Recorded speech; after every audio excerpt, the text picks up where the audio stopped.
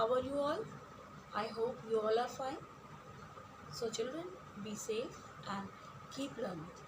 Online class के तहत हम आपकी हिंदी पूरक पाठ्य पुस्तक भारत एक खोज का पहला अध्याय मैं आपके सामने लेके आई हूँ। अहमदनगर का किला, इसका पहला अध्याय है अहमदनगर का किला। तो बच्चों, ये अहमदनगर का किला कहाँ पे? महाराष्ट्र में। आज़ाद भारत के प्रथम प्रधानमंत्री पंडित जवाहरलाल नेहरू द्वारा लिखी गई ये किताब भारत एक खोज। अहमदनगर जेल में उनकी यह नवी जेल यात्रा थी। इससे पहले भी नेहरू जी 8 बार जेल जा चुके थे। 1949 में उन्होंने डिस्कवरी ऑफ इंडिया पुस्तक की रचना की थी। कई भाषाओं में इसका प्रकाशन किया गया। हिंदी में इसे भारत की खोज शीर्षक के नाम के अंतर्गत प्रकाशित किया। 14 नवंबर 1946 को इस पुस्तक का प्रथम प्रकाशन किया गया। इस पुस्तक में नेहरू जी ने सिंधु घाटी सभ्यता से लेकर आज़ाद भारत की समृद्ध संस्कृति, धर्म के जटिल अतीत को दर्शाया है। तो आज हम पढ़ेंगे अहमदनगर का किला। बच्चों, यह किला 15वीं और 16वीं शताब्दी में सुल्तान अहमद मलिक द्वारा बनाया गया था। बाद में इसे जेल का रूप दे दिया गया। तो बच्चों, जिस टाइम पंडित जवाहरलाल नेहरू को जेल में लेके आए थे वो समय था रात का, यानी कि रात के समय में पंडित नेहरू को जेल में लेके आए थे। तो उस टाइम आकाश में चाँद चमक रहा था। तभी से लेकर पंडित जी इस चाँद को देखकर समय का पता लगाते थे। ये अनुमान लगाते थे कि मुझे अब इस जेल में इतने दिन हो गए हैं, इतनी रातें हो गई हैं। तो समय का अनुमान कैसे लगाते थे? वो चाँद के द्वारा।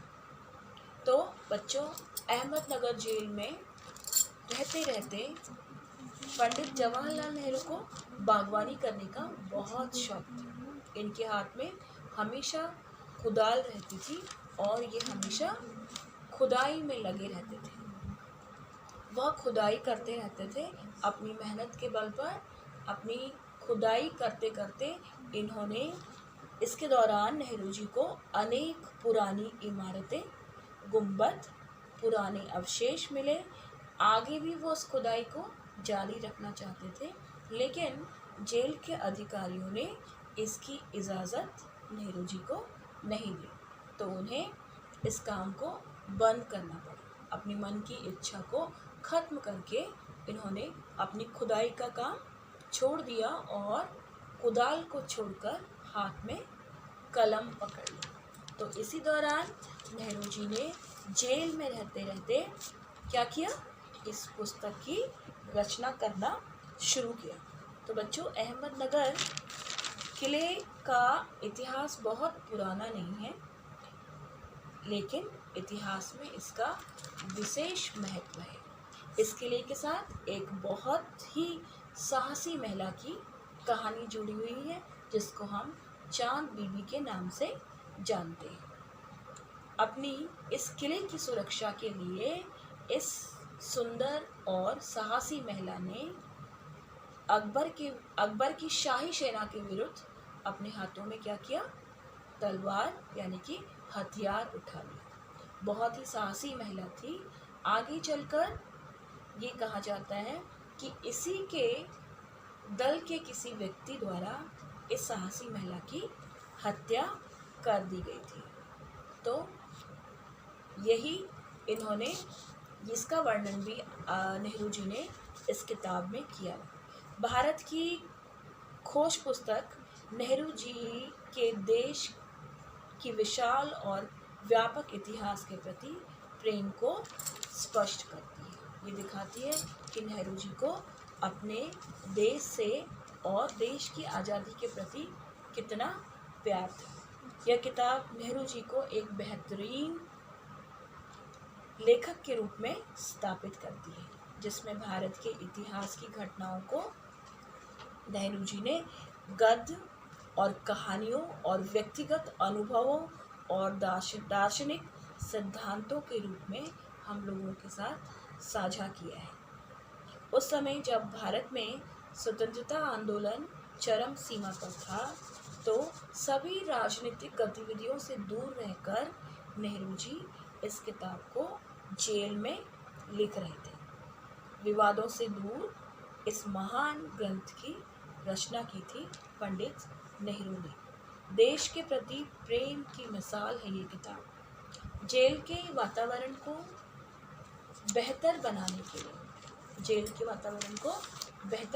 के लिए अपने सहकैदियों के साथ बिताए कुछ पलों को मिलाकर लिखी इस किताब को नेहरू जी ने जेल में रहने वाले अपने साथी कैदियों को समर्पित की। यह किताब भारत एक खोज नेहरू जी के विचारों को हमारे सामने लेकर आती है, क्योंकि बेटा वो नेहरू जी सोचा करते थे कि वो किस बात के उत्तराधिकारी हैं। वो ये सोचते थे कि वो किस बात के उत्तराधिकारी हैं, क्या मनुष्य द्वारा किए गए साहसिक कार्य के उत्तराधिकारी हैं, या फिर वो अपने आप को भगवान भी नहीं मानते थे। ठीक है, अतीत के बारे में लिखना चाहते थे, लेकिन वो अपने को इतिहासकार भी नहीं मानते थे। वो अपने को बुद्धिमान व्यक्ति भी नहीं समझते थे, अपने अनुभवों को लिखना चाहते थे। तो इसी अनुभवों पर आधारित है नेहरू जी की ये किताब भारत एक खोज। तो बच्चों, आज हमने भारत एक खोज किताब का पहला अध्याय अहमदनगर का किला पढ़ा। आशा करती हूँ कि इस पाठ का सारांश आपको समझ आ गया होगा। इसके लिए धन्यवाद।